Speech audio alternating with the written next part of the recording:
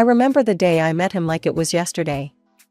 College was buzzing with the start of a new semester, and there I was, an eager young thing with a sketchbook under my arm, dreaming of becoming a top-notch designer. Then there was him, Jake, all charm and big dreams, talking loudly about changing the world one election at a time. We clicked instantly, two ambitious souls, not a care in the world except our future. "Hey, you're in my intro to design class, right?" he had asked me, his grin wide as he caught up to me on the campus walkway. "Yeah, that's me," trying to make sense of it all, I shot back, a playful edge to my voice. "Jake, and I get it.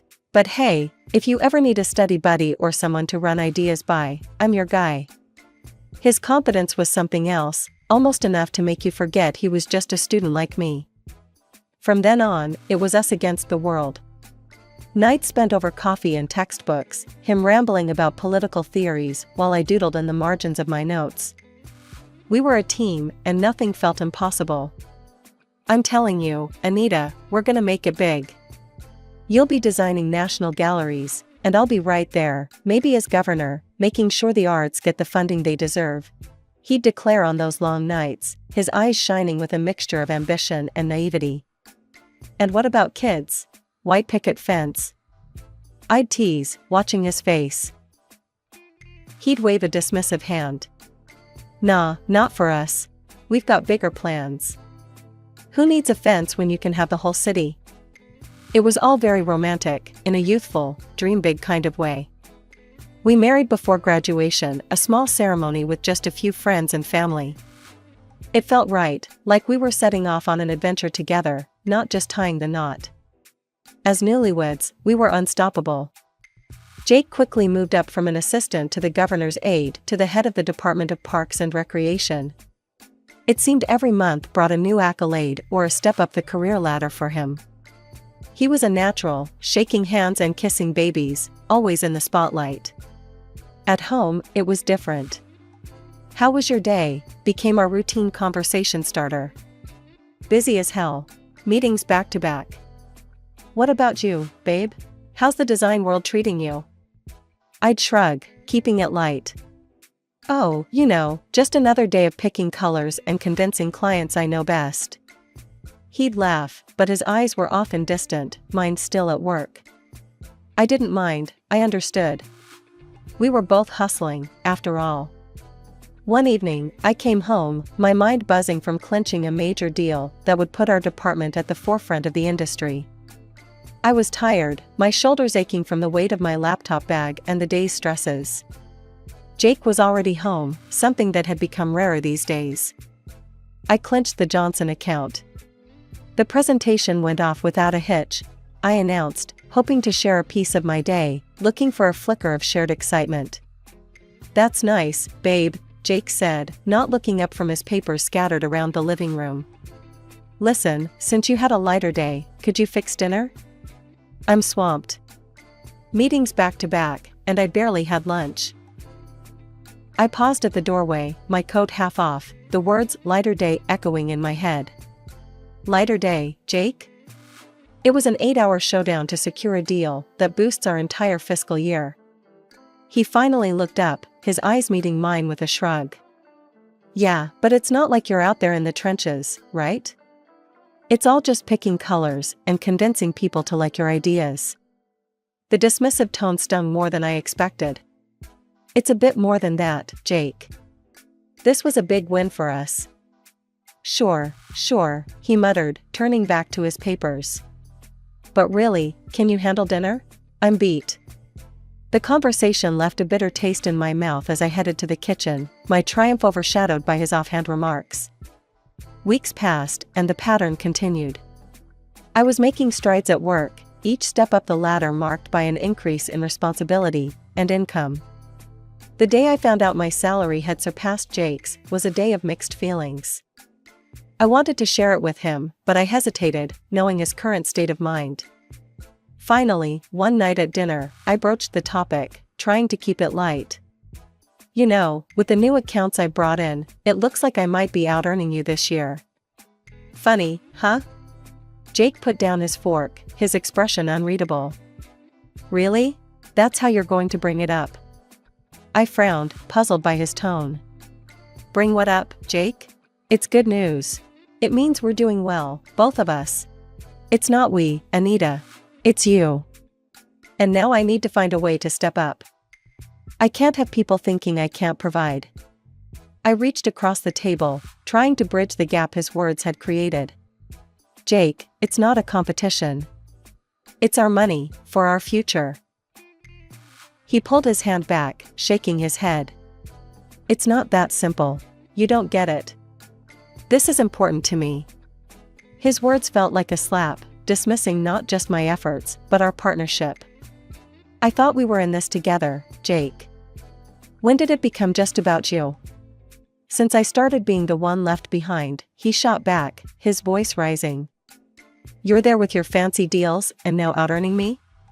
What does that make me? It makes you my husband, I said, my voice soft but firm. Not my competitor. Jake scoffed, standing up abruptly. I need to think about this. Maybe look into other options, something that pays better. I watched him go, feeling the chasm widen. It wasn't just about money or success.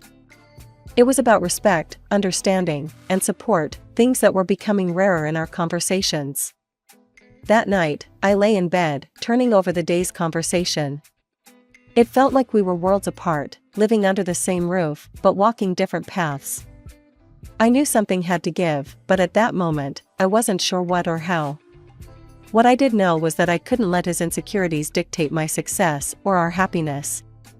But fixing that was a puzzle I hadn't figured out yet.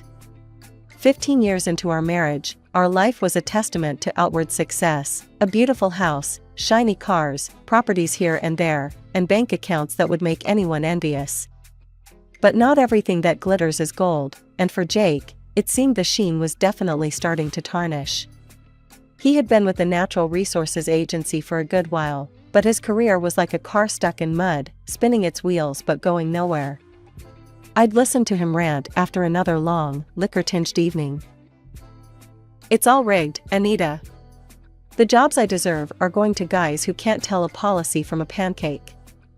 It's all about who you know, or who you, well, you know. He'd grumble, tipping back another drink. I tried to offer solutions, not just a sympathetic ear. Have you thought about seeing someone? A therapist could help, I suggested one night as I cleared the dinner dishes, his glass needing a refill. Jake slammed his fist down on the table, making the cutlery jump. I don't need a shrink, Anita. The problem isn't in my head. It's in the corruption and cronyism I have to deal with every day. But maybe talking to someone could help you cope better, or even strategize how to get around those obstacles.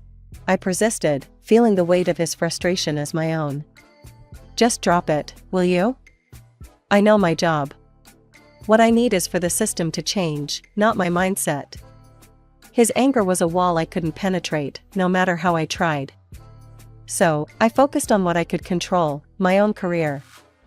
I was making waves, leading my team in international exhibitions, my designs becoming the face of major contracts. My opinion mattered at work, I was respected, and it felt damn good. But as I flourished, Jake recoiled even more. He stopped accompanying me to any work events, especially the big, glitzy ones where my achievements were front and center.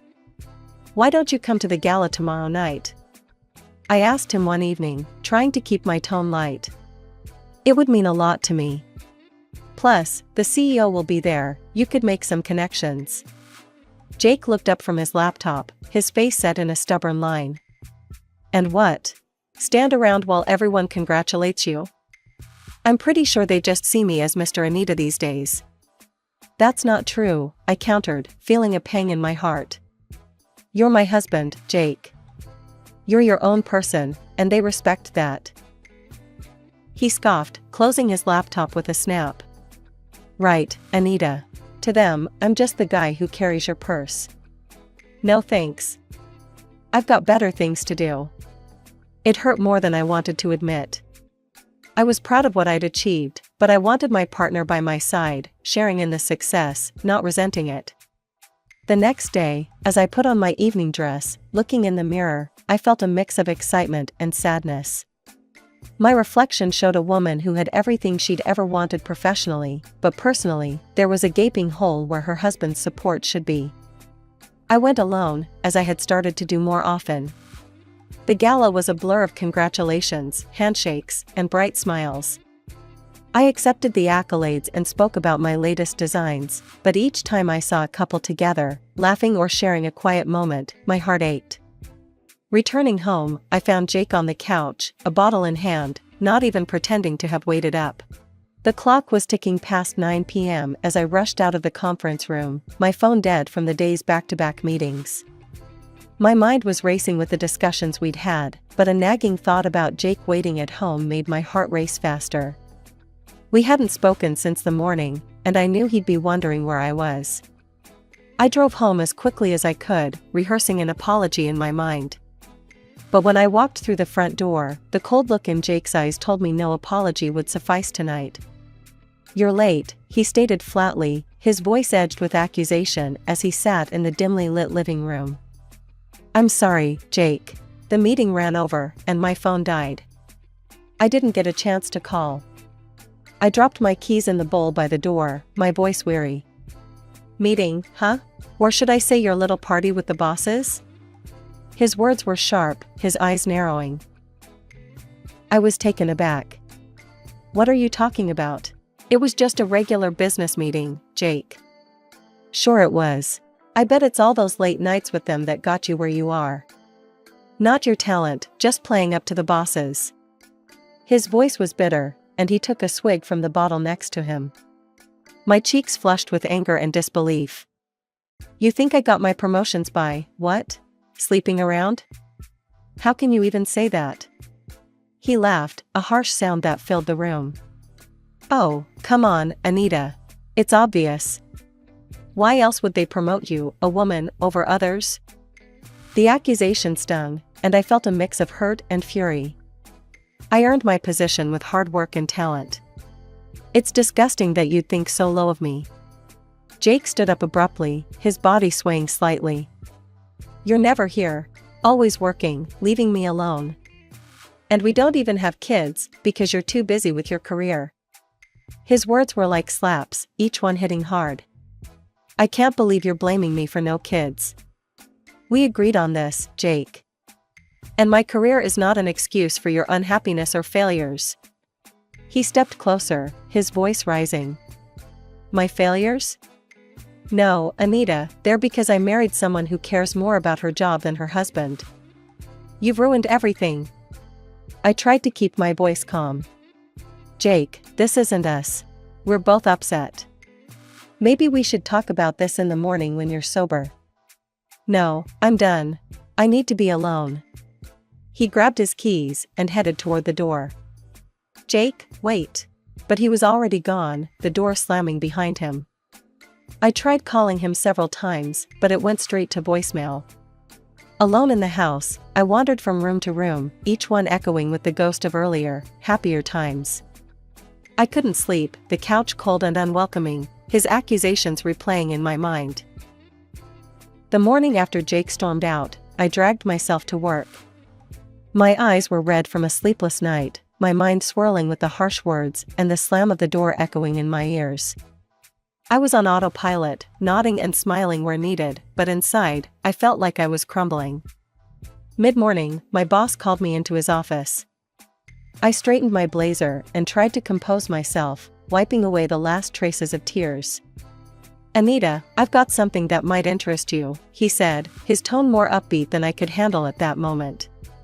"How would you like to head our new project in Milan? It's a big opportunity, international exposure, leading a team. I thought of you immediately." Milan. Italy had always been a dream, one of those places I'd promised myself I'd visit, one way or another. Under different circumstances, I would have jumped at the chance, no second thoughts. "That sounds incredible, sir," I managed, a genuine smile breaking through the fog of my sadness. "It's actually a dream of mine to work in Milan." "Great. I knew you'd be excited. Think it over, and let me know your decision." Returning home, I found Jake sitting at the kitchen table, looking sober but somber. The air between us was thick with unsaid words. I hesitated at the doorway, then decided to breach the silence. Jake, we need to talk. I was offered a major project today. It's in Milan, I began, watching his reaction closely. He looked up, his face hardening. Milan, huh? And what, you're just going to go? It's a big deal for my career, Jake. It could change everything for us, for me. I want to take it. I tried to keep my voice steady, assertive. Us? There's no us in this, Anita. It's always about you and your career. His voice rose, a bitter edge slicing through the quiet of the kitchen. I'm still the same person, Jake. I'm still your wife. Why can't you see this as something good for both of us? I pleaded, hoping for some sliver of understanding. There is no both of us if you choose to go to Milan. It's me or the job, Anita. Decide. His ultimatum hung in the air, stark and cold. Why do you make me choose, Jake? Why can't you be happy for me? My voice cracked, frustration and pain bubbling up. Because I need to know where I stand. Either you're with me, or you're there, living your dream without me. He was yelling now, his face red with anger. I took a deep breath, my mind made up, heart aching. I choose Milan. I have to do this, Jake, not just for my career, but for myself. Jake stood abruptly, his chair scraping against the tile floor. He stormed to our bedroom and came back with a stack of papers, divorce papers. Slamming them down on the table, he met my eyes with a cold finality. Then this is it, Anita. If you go, we're done. I stared at the papers, then at him, my heart sinking. But something inside me hardened, I couldn't give up on my dreams, not even for him. The next week was a blur. I signed the papers, packed my bags, and before I knew it, I was on a plane to Milan. The city was beautiful, a picturesque postcard at every turn. I was often on TV, discussing the project, my face a mask of professionalism, hiding the turmoil inside. Despite the excitement, my thoughts drifted back to Jake, to the possibility of fixing things. But each time I picked up my phone to call, I remembered his ultimatum, and my resolve strengthened. Stepping back into the house after 2 weeks in Milan felt surreal. But there he was, Jake, sitting on the sofa as if the past month had been just a minor hiccup. Anita, you're back. Come here, he said, rising from the couch with open arms, a forced smile plastered across his face. I approached, but kept my distance, the memories of his ultimatums and threats too fresh to allow any closer. Jake, we can't just pretend nothing happened. You gave me an ultimatum, remember? Me or the job? He waved a dismissive hand, his voice light. Oh, that. I was just stressed, you know? But I've had time to think, and I'm willing to start over. I'm ready to forgive you, as long as you agree to make some changes. My eyebrows shot up. Forgive me? For what, exactly? For following my career? And what changes are you talking about? Jake's expression hardened slightly. You know, Anita, quit your job, focus on us. If you'd just listen and do as I say, we could go back to how things were. It hit me then, the sheer absurdity and manipulation in his words. I felt a mix of anger and relief, anger at his audacity, and relief that I was finally seeing the manipulation for what it was. You can't be serious, Jake. You're asking me to give up everything I've worked for. You know I can't do that. He laughed, a tight, cold sound. It was worth a shot. But I thought you'd see sense. Guess I was wrong. I reached into my bag, pulling out the divorce papers, the ones he had thrown at me before I left. I signed these, Jake. I thought you were serious about the divorce. Seems I was right. His smile faltered, and he snatched the papers from my hand. This was just a joke, Anita. Can't you take a joke? A joke? I stared at him, incredulous. Threatening divorce was a joke? You're unbelievable. Jake's face turned red, his voice rising. You're making a huge mistake, Anita. You'll regret this. I won't let you just walk away and ruin everything. I'm not ruining anything. I'm saving myself, I said firmly. You've made it clear where I stand with you. It's time for me to move on. He stood, towering over me, his voice venomous. Fine. But you're not taking anything from here. This is my house, my things. You leave with nothing. I'll make sure everyone knows how you got to the top. I'll destroy you. Try it, and it'll backfire, I said calmly, though my heart was pounding. I've done nothing wrong. My conscience is clear. I went to our bedroom, packed a suitcase with essentials, some clothes, my design portfolios, personal documents. The rest didn't matter. I could replace things, but I couldn't replace peace of mind or self-respect. The morning after leaving the house, I made my way to my lawyer's office, my mind a whirlwind of emotions and plans. Walking into Mr. Carter's office, I found him looking over some papers, his glasses perched on the tip of his nose. He looked up, his expression serious. Anita, good to see you. Please, have a seat. Tell me everything. I took a deep breath and started recounting the recent events, not omitting the harsh words and threats Jake had hurled at me. And then he told me he'd make sure I wouldn't get a penny and would ruin my reputation, I concluded, my voice steadier than I felt. Mr. Carter's brow furrowed as he listened, jotting down notes. We need to take this seriously, Anita. Have you considered hiring a private investigator?